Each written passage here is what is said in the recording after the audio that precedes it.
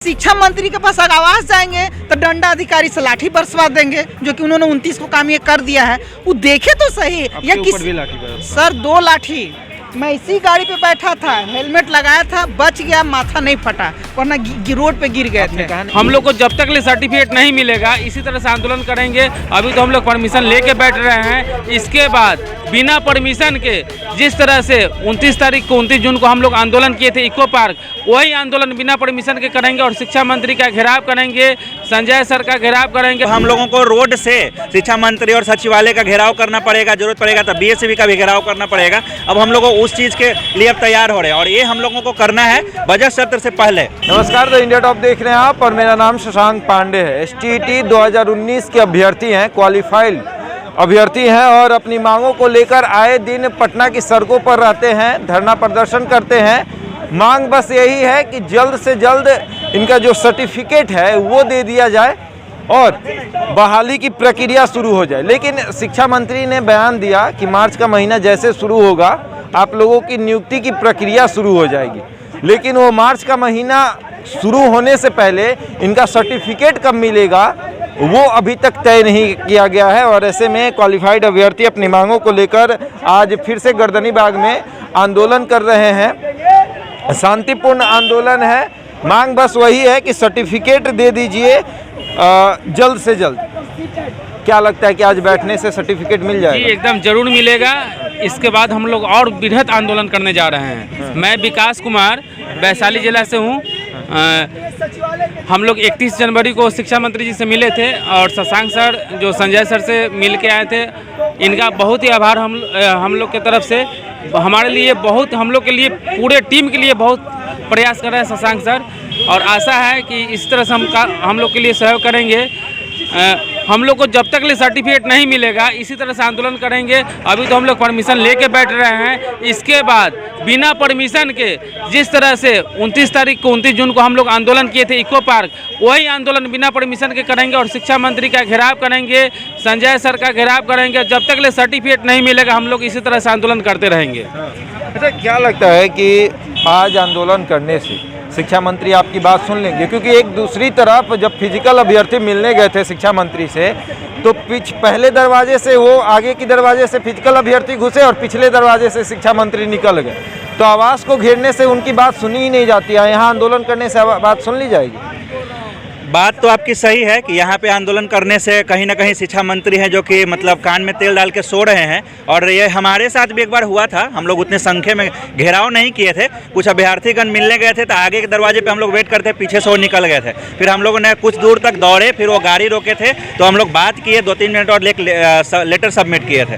तो हमारा ये आंदोलन आज इसलिए किया जा रहा है कि आगे की रणनीति हम लोगों को किस तरीके से रोड पे उतरना है इसके लिए भी किया जा रहा है और हमारी मांग को कैसे पूरा करना पड़ेगा। अब हम लोगों को रोड से शिक्षा मंत्री और सचिवालय का घेराव करना पड़ेगा, जरूरत पड़ेगा तो बीएसवी का भी घेराव करना पड़ेगा। अब हम लोग उस चीज़ के लिए अब तैयार हो रहे हैं और ये हम लोगों को करना है बजट सत्र से पहले।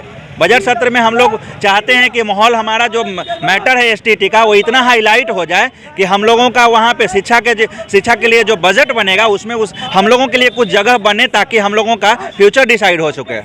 इसके लिए हम लोग आज यहाँ पे धरना प्रदर्शन कर रहे हैं और जब तक करेंगे जब तक हमारा जो मांग है, हमारा तो मेनली 2 ही मांग है। एक सर्टिफिकेट जारी करते हुए अविलंब सब जितने भी क्वालिफाइड हैं सबको एक साथ नियुक्ति किया जाए, चाहे वो जिस भी सब्जेक्ट के हैं। और ये एक लिखित में, ऐसा नहीं कि आप भरवालिए या तो मीडिया हाउस में आप आके बोल दीजिए कि हाँ आप लोगों को एक टाइम पीरियड के ड्यूरेशन में आप सबको ले लिया जाएगा, या तो एक प्रेस विज्ञप्ति रिलीज कर दिया जाए जिसमें बोला जाए कि हाँ जितने भी क्वालिफाइड हैं आप सब लोगों को टीचर बना दिया जाता है। जैसा कि पूर्व में शिक्षा मंत्री हमारे बोले थे कि आप सभी जितने भी क्वालिफाइड हैं शिक्षक बन गए तो उस जो स्टेटमेंट है उनकी गरिमा को, वो पद की गरिमा को बनाए रखें। और हम लोग बस इतना ही डिमांड करते हैं और ज़रूरत पड़ेगा तो रोड पे भी उतरेंगे और जब तक उतरेंगे, जब तक चाहे वो लाठी खाएं या डंडा खाएं उससे आपको हमको डर नहीं है, लेकिन हम लोगों को रोड पे उतरना पड़ेगा। और हम लोग इसी चीज़ के लिए यहाँ पे अभी रख रहे हैं कि हम लोग यहाँ पे आगे का प्लानिंग कर सकें। दिव्यांग अभ्यर्थी भी आप लोगों के साथ आए हुए हैं, दिव्यांग अभ्यर्थी हैं और लगातार जब भी हम गर्दनी बाग आते हैं ये यहाँ पर उपलब्ध रहते हैं। थोड़ा सा इनसे भी, आप दिव्यांग अभ्यर्थी हैं, सबके साथ कंधे से कंधे मिलाकर जब भी हम गर्दनी बाग आते हैं आप यहाँ मौजूद रहते हैं, क्या लगता है कि मांग पूरी कर दी जाएगी? सर अब तो हमारे राजा हैं नीतीश बाबू, यही कहेंगे। और राजा का कर्तव्य होता है कि प्रजा को खुश रखना, लेकिन उस प्रजा में आज हम सब स्टेट 19 क्वालिफाइड अभ्यर्थी दर दर भटक रहे हैं। हम लोग को फरवरी में पास किए थे, मार्च में पास किए थे। उसके बाद अभी तक हम लोग को सर्टिफिकेट मिला नहीं है, क्वालिफाइड सर्टिफिकेट, जो कि 1 साल होने जा रहा है। मतलब मार्च आने में कितना समय है आपको भी पता है। और उसके बाद मंत्री महोदय से हम तुरंत हाल में 10 दिन पहले गए थे। उन्होंने कहा कि आप लोग को जल्द से जल्द संज्ञान ली जा रही है, लेकिन अभी तक उन्होंने अप्रूवल नहीं किया सर्टिफिकेट का। और जब कोर्ट का हवाला देते हैं तो कहते नहीं कोर्ट की कोई बात नहीं है।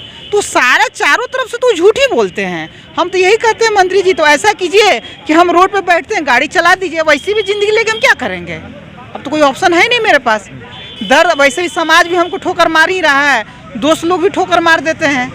तो भाई नौकरी के अलावा तो कुछ, चूँकि लोग पैसे वालों की पूछ होती है, हम लोग पास अभी कुछ नहीं सर, एक बिजनेस भी नहीं है। और हम क्या बिजनेस करेंगे? हम तो क्या बोलते हैं, लोग रोजी रोटी कमाने के लिए उसको क्या बोलते हैं, मजदूरी करके भी हम तो वही नहीं कर सकते हैं।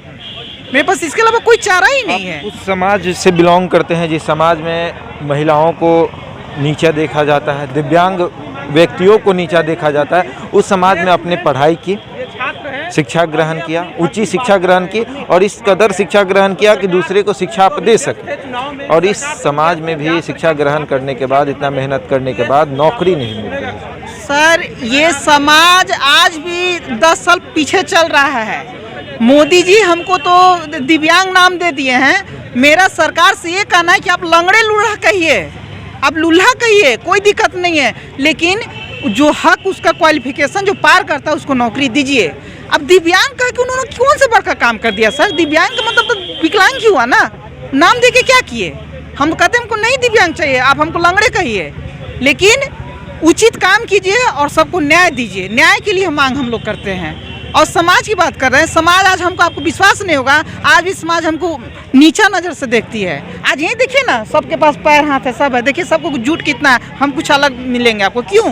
क्योंकि लोग को लगता है कि हम लोग के साथ कदम से कदम नहीं मिला सकते, लेकिन हम मिलाते हैं और मिलाते रहेंगे लगातार। आपको जी बिल्कुल बिल्कुल।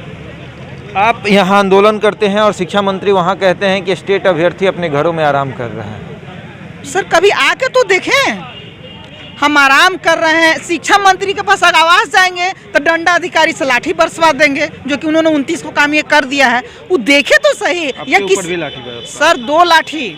मैं इसी गाड़ी पे बैठा था, हेलमेट लगाया था, बच गया, माथा नहीं फटा, वरना रोड पे गिर गए थे। कहा नहीं कि मैं दिव्यांग हूँ, मुझे मत मार। क्या सर अधिकारी को ये दिखाइए, कैमरा से दिखाइए, ये गाड़ी में व्हील लगा है, ये क्या ये देखने के लिए व्हील लगा है? उसको दिखाई नहीं दिया कि सारे लोग खड़े और हम गाड़ी पे बैठे हुए हैं? वो बिल्कुल देखे, लेकिन उसके बाद जब हम रोड पे गिरे थे तो मैं 4 पैर हाथ से चल के गाड़ी पे बैठा हूँ, क्या उनकी नज़र नहीं भाई? आज तक वालों ने देखा और आज तक ने बात किया था हमसे, लेकिन ये लोग अंधे हैं सर। सरकार बिल्कुल अंधी और बहरी हो गई है।